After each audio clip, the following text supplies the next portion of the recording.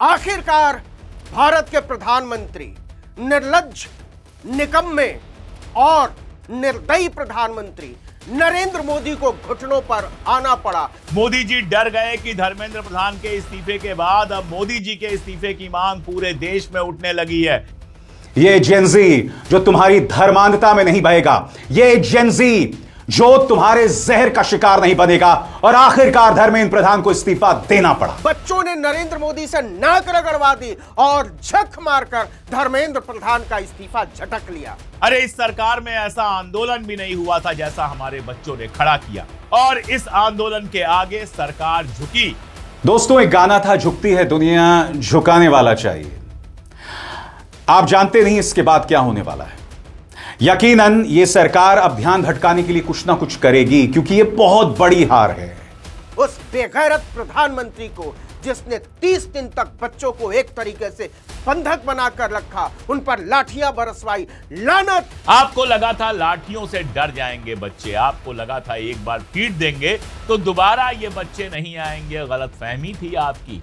अब भारतीय जनता पार्टी को समझना पड़ेगा कि अब इस तरह की हरकतें नहीं चलेंगी। अब आप धर्मांधता में हिंदू मुस्लिम करके आप हमारा ध्यान नहीं भटका सकते।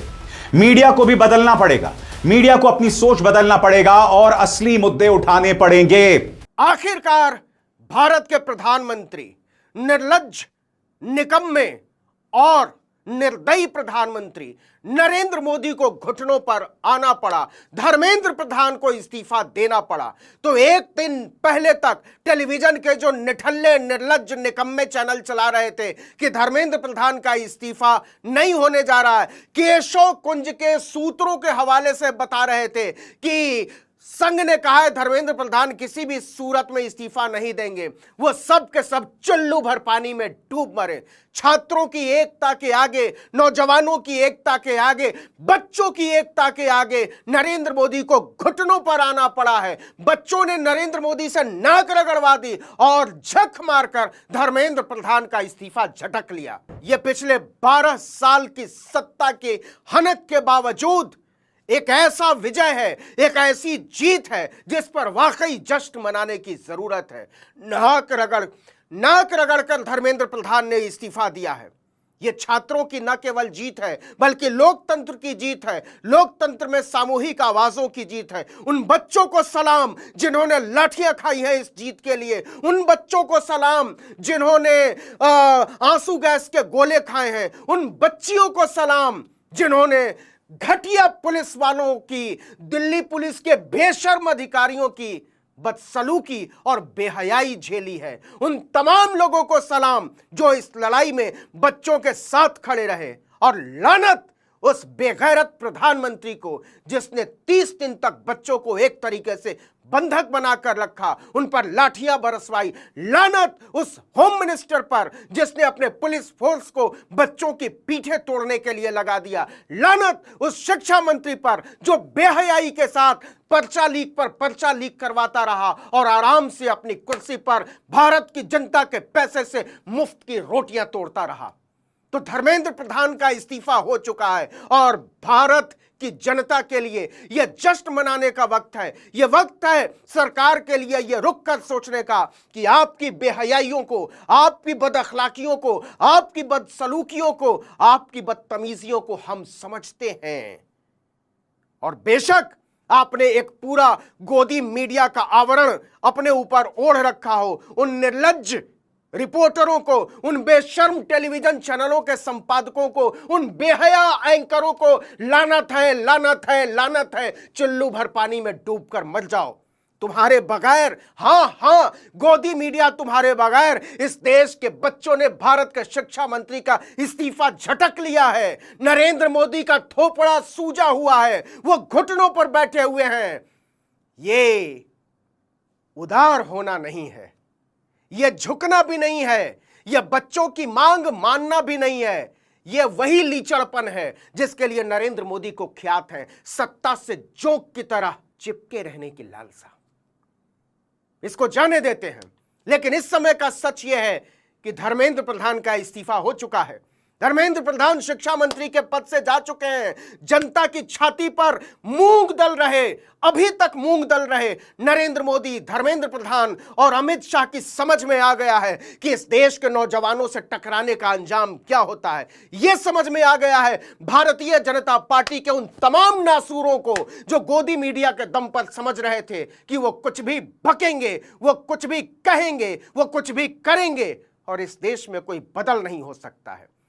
शर्म आनी चाहिए उस तमाम गठजोड़ की जो दौलत, मीडिया और सत्ता की टिकड़ी है। उस गठजोड़ को शर्म आनी चाहिए नौजवानों की टोलियों के दमन के लिए कि नरेंद्र मोदी सरकार फाइनली झुक गई और धर्मेंद्र प्रधान का इस्तीफा हो गया। धर्मेंद्र प्रधान ने ट्विटर पर अपना इस्तीफा पोस्ट किया और कहा कि पिछले 10-12 दिनों से जो हो रहा है उससे मेरा मन बहुत दुखी है, वगैरह वगैरह बक सब लिखा। लेकिन असल चीज जो है वो ये है कि धर्मेंद्र प्रधान ने फाइनली इस्तीफा दे दिया।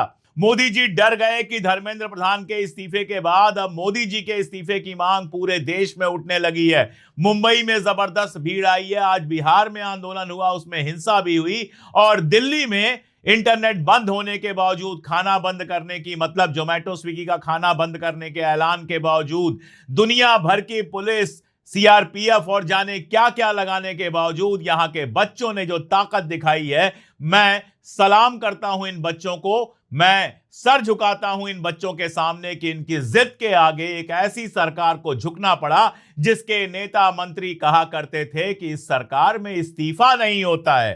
अरे इस सरकार में ऐसा आंदोलन भी नहीं हुआ था जैसा हमारे बच्चों ने खड़ा किया और इस आंदोलन के आगे सरकार झुकी। सब करके मोदी जी ने देख लिया। 20 तारीख को लाठी चलवाई। हमारे दोस्त हैं प्रशांत टंडन, उन्होंने एक बड़ी खूबसूरत बात लिखी है कि भाई हमारी पीढ़ी तो पिट पिट के बड़ी हुई थी। हमारे माँ बाप को जब प्यार दिखाने का मन करता था तो 2 थप्पड़ लगा देते थे, लेकिन ये जो पीढ़ी है इनको बड़े नाजों से पाला गया है। हमने अपनी बेटियों पर कभी, अपने बच्चों पर कभी हाथ नहीं चलाए और इन बच्चों पर जब 20 तारीख को लाठियां चली, जब हम लोगों ने देखा कि हमारे वो बच्चे जिनको हमने नाजों से पाला है उनको पुलिस बर्बरता से मार रही है, तो बर्दाश्त नहीं हुआ। सोनम वांगचुक, अभिजीत दीपके, सौरभ दास, सबका शुक्रिया। किसी से कोई शिकायत नहीं है, जो शिकायत होगी बाद में करेंगे। दुख बस इतना है कि ये लोग साथ में खड़े नहीं थे, लेकिन छोड़ दीजिए, उस पर बाद में बात हो जाएगी। मोमबत्तियां लेकर मशाल जुलूस जैसा मशाल जुलूस हर जिले में निकलेगा, वो निकलना है, लेकिन उसके पहले ही सरकार झुकती है और सरकार झुककर धर्मेंद्र प्रधान का इस्तीफा दिलवा देती है। नरेंद्र मोदी जी, अगर बच्चों पर लाठी चलाने से पहले आपने ये कर दिया होता तो आज आपको इतनी गालियां नहीं सुननी पड़ती। आज आपके इस्तीफे की मांग गली गली में नहीं हो रही होती। आज बच्चों की माएं और उनके बाप सड़क पर आकर आपका इस्तीफा नहीं मांग रहे होते, लेकिन आप लोग तो अड़े हुए थे। यह नई पीढ़ी है जो आपके ही टाइम में पढ़ लिख कर बड़ी हुई है। इसने कांग्रेस का राज भी नहीं देखा है। इससे आप ये नहीं कह सकते कि कांग्रेस के जमाने में यह हुआ था।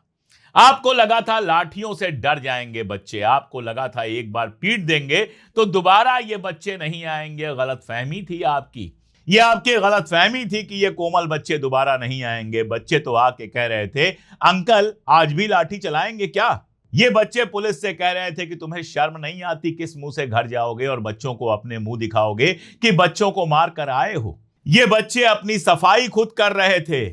ये बच्चे वहां पर एक दूसरे के खाने का ध्यान रख रहे थे, और रख रहे थे नहीं, रख रहे हैं। अभी जंतर मंतर खाली नहीं हुआ है। जंतर मंतर से जश्न के वीडियो जरूर आ रहे हैं जिनको देखकर मेरा मन एकदम खिला हुआ है। जो 12 साल की जेल बनाई गई थी उस जेल को तोड़ दिया है इन बच्चों ने। जो 12 साल से ये एक परसेप्शन बनाया गया था कि विरोध नहीं किया जा सकता इस सरकार का, वो बिखर गया है। ये जेनजी जो तुम्हारी धर्मांधता में नहीं बहेगा, ये जेनजी जो तुम्हारे जहर का शिकार नहीं बनेगा, और आखिरकार धर्मेंद्र प्रधान को इस्तीफा देना पड़ा। दोस्तों, एक गाना था, झुकती है दुनिया झुकाने वाला चाहिए। आप जानते नहीं इसके बाद क्या होने वाला है। यकीनन यह सरकार अब ध्यान भटकाने के लिए कुछ ना कुछ करेगी, क्योंकि यह बहुत बड़ी हार है। इसी तरह से हमारे किसानों ने नाको चने चबवा दिए थे। पहले आप कृषि कानून लाते हो, उसके बाद किसान जब सड़क पर उतरता है तब 750 किसान मर जाते हैं। और प्रधानमंत्री नरेंद्र मोदी ने स्वर्गीय राज्यपाल सत्यपाल मलिक से कहा था कि मेरे लिए थोड़ा ना मरे हैं। उसके बाद प्रधानमंत्री नरेंद्र मोदी को कहना पड़ता है कि मेरी तपस्या में कोई कमी रह गई होगी मैंने कहा ना दोस्तों, अब जवाबदेही का वक्त आ गया है और जवाबदेही जेन जी तय करने वाला है, इस देश का युवा करने वाला है। अब भारतीय जनता पार्टी को समझना पड़ेगा कि अब इस तरह की हरकतें नहीं चलेंगी। अब आप धर्मांधता में हिंदू मुस्लिम करके आप हमारा ध्यान नहीं भटका सकते। मीडिया को भी बदलना पड़ेगा, मीडिया को अपनी सोच बदलना पड़ेगा और असली मुद्दे उठाने पड़ेंगे। असली मुद्दे उठाने पड़ेंगे, आपको लोगों के सरोकार से जुड़े मुद्दे उठाने पड़ेंगे। मैं उम्मीद करता हूं, और अब भी मुझे अपनी सरकार पर विश्वास है, मैं उम्मीद करता हूं कि अब आप असली मुद्दों पर फोकस करेंगे, लोगों पर जुल्म नहीं करेंगे। आपको हार का सामना करना पड़ा है, इसके एवज में कहीं जो संस्थापक थे कॉकरोच जनता पार्टी के, उन्हें टारगेट ना किया जाए। मुझे इस बात की चिंता है, कहीं उन्हें टारगेट ना किया जाए। यह आरंभ है दोस्तों, और यह आरंभ प्रचंड है। इस देश के युवा ने बता दिया है कि हंसकर, मजाक बनाकर, जश्न मनाकर वो इस सरकार की नींव हिला सकता है। और यह महज आगाज है, यह शुरुआत है। मैं आपको बतलाना चाहूंगा दोस्तों कि जब कांग्रेस की सरकार हुआ करती थी तो 2010, 11, 12 के आसपास अहंकार बढ़ गया था, मगर फिर अन्ना आंदोलन हुआ। हालांकि वह अन्ना आंदोलन बाद में जाकर क्या हुआ कोई नहीं जानता। जब सरकार के खिलाफ लोग सड़क पर उतरने लगे, चाहे निर्भया आंदोलन हो, तब धीरे धीरे धीरे सरकार का अहंकार खत्म हुआ। अंग्रेजी में एक शब्द है यूब्रिस, यानी कि आप अपने आप को न जाने क्या समझते हैं, वो खत्म होता गया। अब इस सरकार को अपना यूब्रिस, अहंकार, वो त्याग करना पड़ेगा, क्योंकि अगर आपने नहीं त्यागा तो इसी तरह से आपको हार का सामना करना पड़ेगा। आपको बदलना पड़ेगा, आपको संयम लाना पड़ेगा, आपको बदले की कार्रवाई त्यागनी पड़ेगी।